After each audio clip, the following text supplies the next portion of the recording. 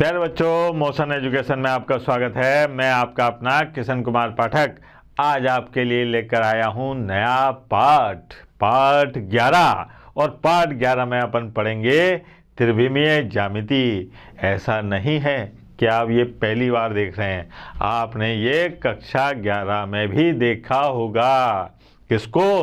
त्रिविमीय ज्यामिति को देखा था ना।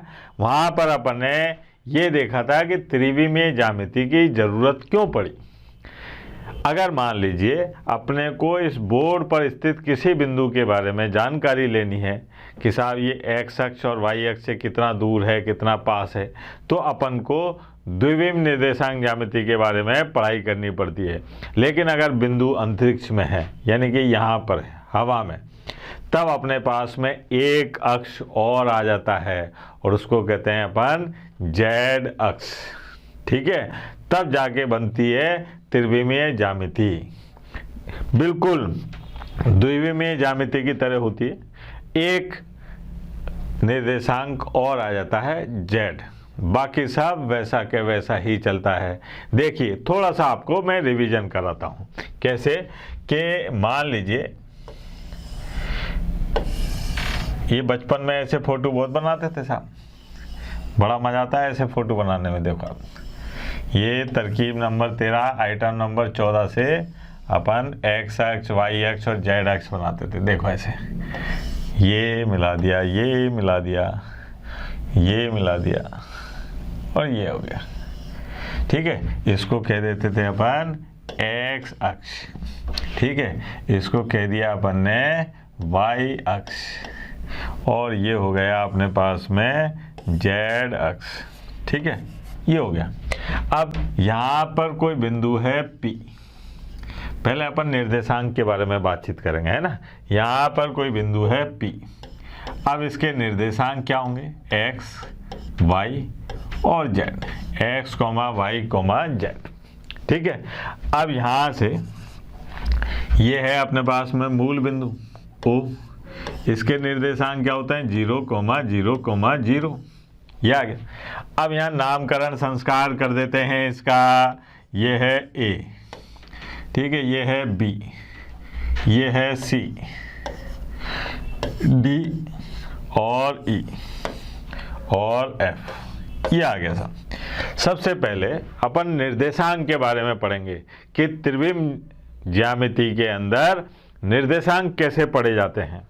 पहली बात, यहाँ पर इस फोटो को देखकर आपको ये बता दूं कि ये जो शीर्ष हैं, इन शीर्षों की संख्या कितनी होती है? 8।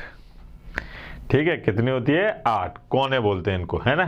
कई बार बोले कि एक इसमें घन में या घनाभ में जो कोने होते हैं, ये कोनों की संख्या कितनी होती है? 8, क्योंकि त्रिविम में बात कर रहे हैं। पहली चीज़। दूसरी चीज़, इसमें फलक होते हैं आगे पीछे।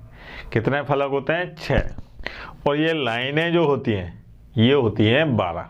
ये जानकारी आपको कंपटीशन में काम में आएगी। अब बात करते हैं इसमें तल की। तो ये वाला जो तल है, ये तल कहलाता है, जिसमें B बिंदु है, ये तल कहलाता है एक्स वाई तल। कौन सा तल? एक्स वाई तल। ये वाला तल वाई जेड तल, ये वाला तल जेड एक्स तल, है ना। तो अपने को ये तल जो हैं, ये तल भी दिखाई देते हैं। अब बात करते हैं कि इन बारी बारी से इन सब बिंदुओं के निर्देशांक लिखता हूं मैं। सबसे पहले यहाँ पर P बिंदु के निर्देशांक थे x, y, z। ये बिंदु P के निर्देशांक है।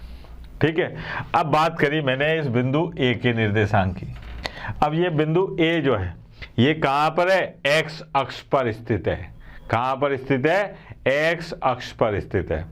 जो बिंदु x अक्ष पर है उसका y निर्देशांक और z निर्देशांक ये क्या होगा? 0 होगा। y निर्देशांक और z निर्देशांक क्या होगा बेटा? 0।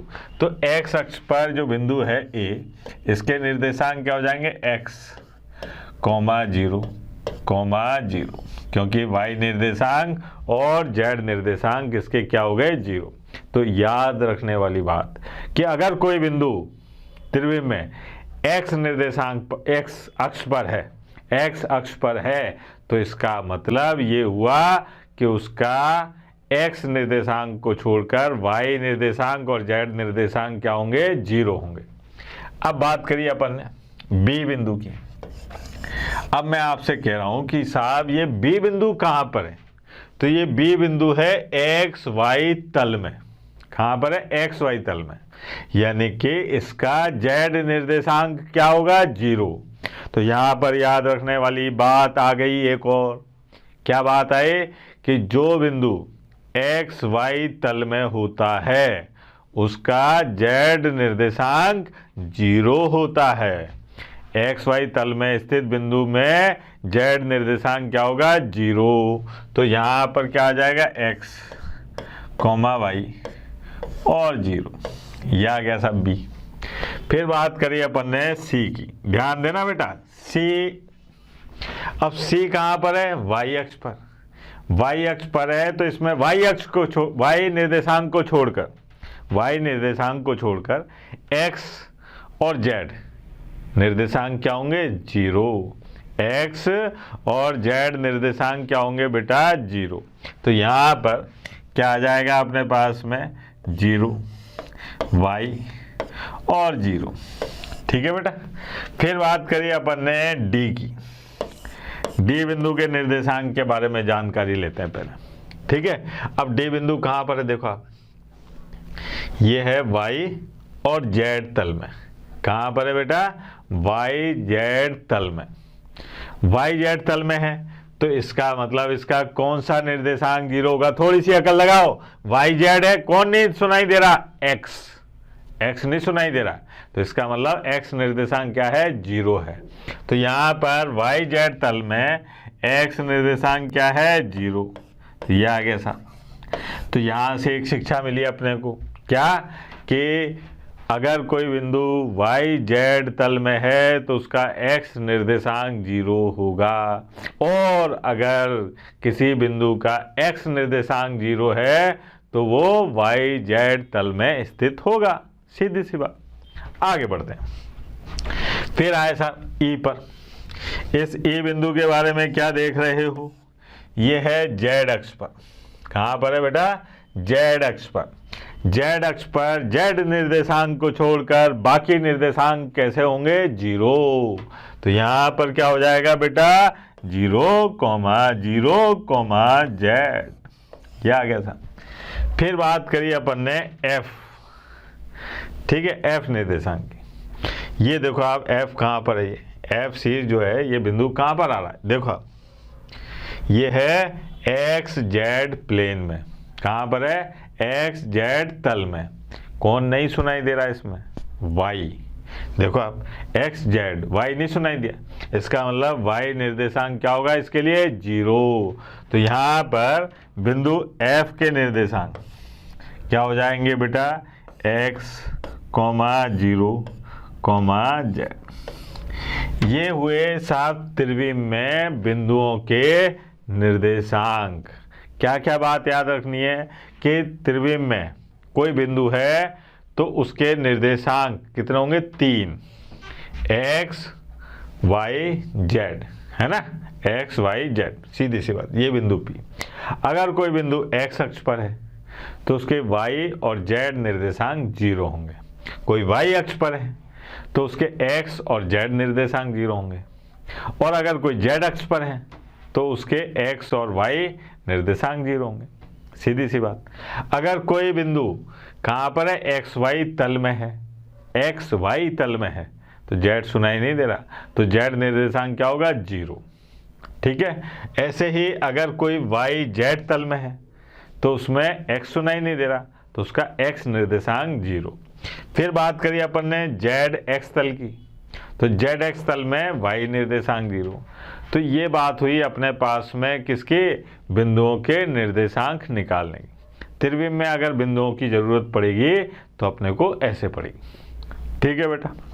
अब देखते हैं अपन निर्देशांकों के बारे में जानकारी होगी। अच्छा, कोई बालक ये कह सकता है कि सर ये जो निर्देशांक हैं ये तो आपने प्लस प्लस बताया, इसमें माइनस भी तो आता होगा। तो इसमें एक टेबल बनती है जिसमें अपने को क्या बताना होता है कि साहब यहाँ तल होंगे, इस तल में बिंदु के निर्देशांक ये होंगे। ठीक है, बना के बताता हूँ। देखो टेबल आपको, है ना, टेंशन नहीं लेनी। यहाँ पर चिन्ह के लिए बात करते हैं अपन, लेकिन ये है कि यहाँ नीचे तो हो गए x, y और z, यहाँ हो गए अपने, यहाँ तो निर्देशांक है ना, और ये है तल। अब तल में कौन कौन आएंगे देखो आप, O X Y Z, एक तो तल ये आ गया। फिर आएगा O X Y Z dash, ठीक है। फिर आएगा O X Y dash Z, फिर आएगा O X dash Y Z, ठीक है। फिर आएगा O X dash Y dash Z, ठीक। फिर आएगा अपने पास में O X dash Y Z dash, फिर आएगा अपने पास में O X Y dash Z dash, और फिर आएगा लास्ट में O X dash Y dash और Z डैश। ये 7 तल हो गए। कितने हैं ये देखो आप, 1 2 3 4 5 6 7 8, 8 हैं। इसको कहते हैं अष्टांश। जैसे चतुर्थांश होते हैं ना, जैसे चतुर्थांश होते हैं, ऐसे ही यहाँ पर होते हैं अष्टांश। अब चिन्ह कैसे होंगे इसके, यहाँ पर O X Y Z है, तो ऐसी स्थिति में x भी प्लस का होगा, y भी प्लस का होगा और z भी प्लस का होगा। यहाँ पर O X Y Z dash है, तो इसका मतलब x प्लस का, y प्लस का और z माइनस का होगा। फिर यहाँ पर देखा तो x प्लस का, y माइनस का, z प्लस का। फिर यहाँ पर x माइनस का, y प्लस का, z प्लस का। यहाँ पर देखा तो x माइनस का, y माइनस का, z प्लस का। यहाँ पर x माइनस का, y प्लस का और z माइनस का। फिर यहाँ पर देखा तो x प्लस का, ये माइनस का, ये माइनस का और ये तीनों माइनस के। ये हुए अपने पास में, जैसे चतुर्थांश होते हैं वैसे ही अष्टांश होते हैं। अगर आपसे कोई पूछे कि भाई इस तल में इस बिंदु के निर्देशांकों के चिन्ह क्या होंगे, तो अपन ऐसे बता सकते हैं। डैश जहाँ देखो वहाँ पे माइनस बता दो, कोई दिक्कत वाली बात नहीं है। अब आते हैं अपन दूरी के बारे में, दो बिंदुओं के बीच की दूरी के बारे में। अब दो बिंदुओं के बीच की दूरी के बारे में जब पढ़ना है तो अपन ने वही छोटी सुंदर सी फोटो बनाई सर। ये फोटो बनाने में बड़ा मज़ा आता है मेरे को, है ना। आपने बचपन में बनाई होगी, नहीं बनाई तो आप बना लो, आपका कौन सा बचपन बिगड़ गया। ये है अपने पास में, ये देखो आप, ढैन ढैन ढैन, ये है y अक्ष, ये हो गया x अक्ष, है ना, ये y अक्ष और ये z अक्ष, ठीक। ये है अपना बिंदु P, x, y, z, और ये है अपना बिंदु O यानी कि मूल बिंदु, जिसके निर्देशांक क्या होंगे बेटा, 0, 0, 0। ठीक है। अब यहाँ पर मूल बिंदु से दूरी की बात करते हैं। मूल बिंदु से दूरी, मूल बिंदु से दूरी वो क्या होगी साहब, OP। OP मतलब ओम प्रकाश नहीं, OP। OP का मतलब होता है मूल बिंदु से दूरी। किसी भी बिंदु की अगर मूल बिंदु से दूरी निकालें तो वो क्या होगी बेटा, OP, और ये बराबर होती है अंडर रूट x की घात 2, y की घात 2, z की घात 2। ये है अपने पास में कि बिंदु की मूल बिंदु से दूरी का सूत्र। द्विविम निर्देशांक ज्यामिति में केवल x² और y² था, त्रिविम में z और आ गया, एक मेहमान और आ गया, और कोई दिक्कत नहीं है। अगर मान लीजिए कि बिंदु P ये है x1, y1, z1, और साहब बिंदु Q ये है अपने पास में x2, y2 और z2।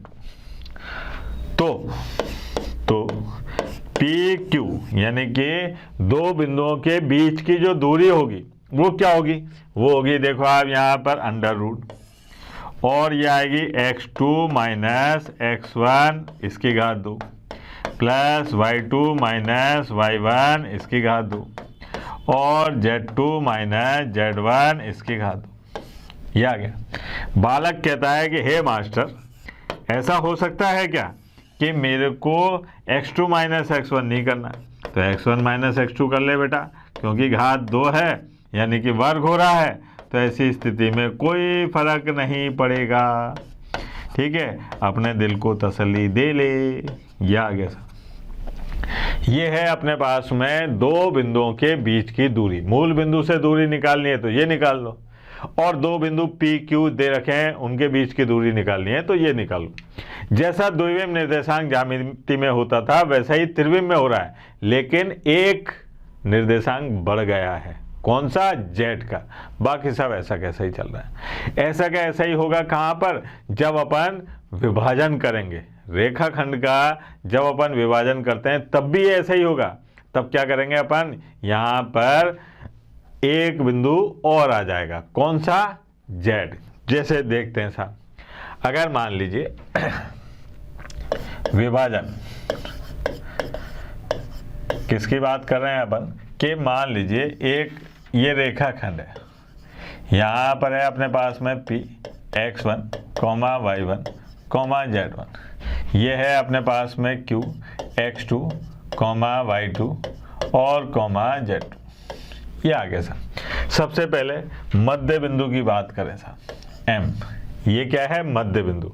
ये क्या काम करेगा? 1:1 में इसको विभाजित करेगा। किस में विभाजित करेगा? 1:1 में।